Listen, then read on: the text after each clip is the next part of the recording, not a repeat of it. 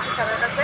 রানার ঝুলন্তপুর সংলগ্ন এলাকার একজন রানা সাহা মাফিয়া, সে নাকি মাফিয়া, সে আমরা শুধু 2.5 লক্ষ টাকা দাবি করছে আমাদের দ্বারে।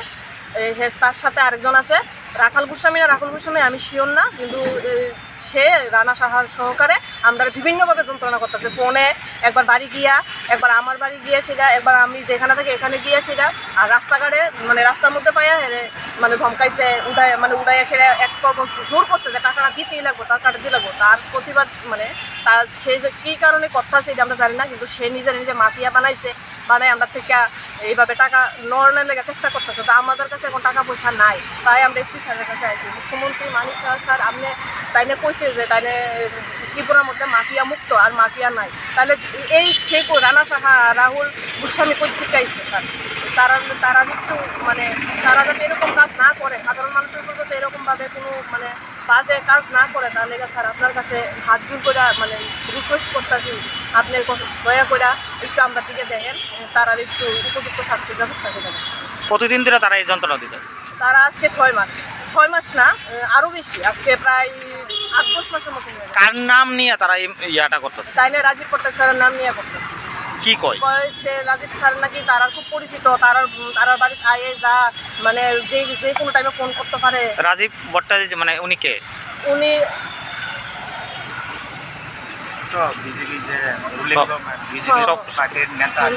সভাপতি। সভাপতি। আচ্ছা, এখন তুমি কি চাও? এখন আমি তার শাস্তি চাই। কি কারণে উনি টাকা চাইছে? কোনো কারণ কোনো কিচ্ছু জানি না, তারা একটা মাফিয়া হিসাবে আসছে আমরা কাছে টাকা খাওয়া। কতজন? তারা রানা সাহা আর সাথে রাহুল গোস্বামী। এই ব্যাপারে কি তুমি পুলিশ আগে জানানো হয়েছে? না, এর ব্যাপারে কোনো সমস্যা জানানো হয়েছে না, কিন্তু আজকে প্রথম বেশি হয়ে গেছে। গত সোমবার দিন আমার হাজবেন্ডকে আটকে এলেছে। কোন জায়গা আটকেছে? ঝুলন্ত ব্রিজের নিচে। আচ্ছা, এখানেও 4-5 জন মিলে আটকে সেটা তাদের মানে বিভিন্ন রকম ধমকি দিতেছে, টাকা দিতে হইব, নাইলে মাইরা লাইব, নাইলে আমরা পরিবারের ক্ষতি করবো, বিভিন্নভাবে রাস্তাঘাটে চলাফেরা করতে না, শিক্ষা দিব আমরা সব কিছু তারা লাইন জানা আছে। আমরা কইছি আমরা পুলিশ স্টেশনে জানাবো, পুলিশ আমরা ডরাই না, পুলিশ আমরা লোকে উঠে আর কয় পুলিশ নাকি তারা লগে থাকে, তার লেগে আমরা তার লাগে তোমরা ডাইরেক্ট এসপির কাছে আইছো? স্যারের কাছে আইছি যাতে এটা তদন্ত করে কি কারণে করতেছে, তারা যাতে উপযুক্ত শাস্তি তদন্ত। এখন কি তোমরা প্রাণ বয়ের কোনো ইয়া আছে? মানে তারা প্রাণ বয়ের হুমকি দিছে আমরা। কি কইছে? এরা কইছে এরা টাকা না দিলে প্রথম তো কইছে যে পুরো 2.5 লাখ দিওন লাগবে। আচ্ছা, এরপরে তো 20,000 টাকা মাইনা গেছে গা। আমি বলে 20,000 টাকা দিলে হয়ে যাবে।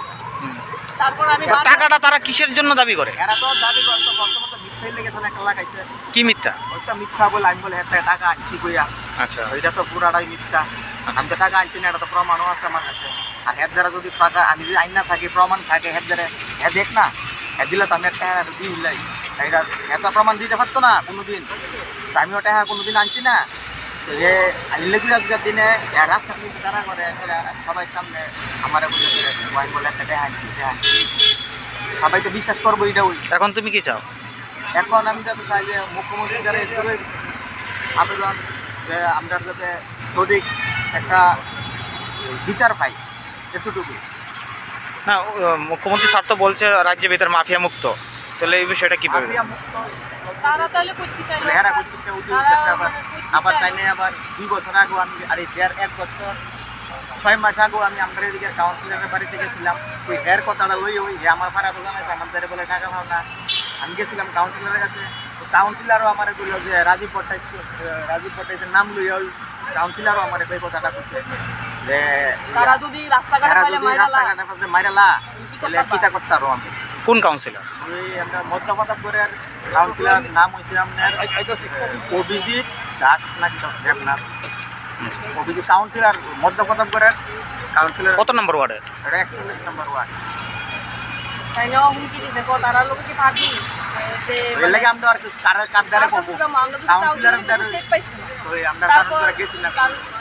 পুলিশের নাম নিয়েছি, তারা পুলিশের নামও আমরা ধমকাই দিতে পাই। আমরা ডাইরেক্টলি এসপি স্যারের কাছে আইছি আর মুখ্যমন্ত্রী মানিক স্যারের কাছে মানে খুব হাত জোর করে নিবেদন করতেছি, স্যার আপনি দয়া করে প্লিজ এই বিষয়টা একটু দেখছেন। আর রানা সাহা নামে যে ব্যক্তি আমরা থেকে টাকা চাইছে, সম্পূর্ণ মিথ্যা সাজাইছে, নাটক সাজাইছে, আপনি দয়া করে মানে তার একটু শাস্তি দেওয়ার ব্যবস্থা করে, তাহলে আমরা যাতে একটু চলাফেরা করতে পারি। আমরা বর্তমানে চলাফেরা করতে খুবই কষ্টদায়ক হয়ে গেছে স্যার।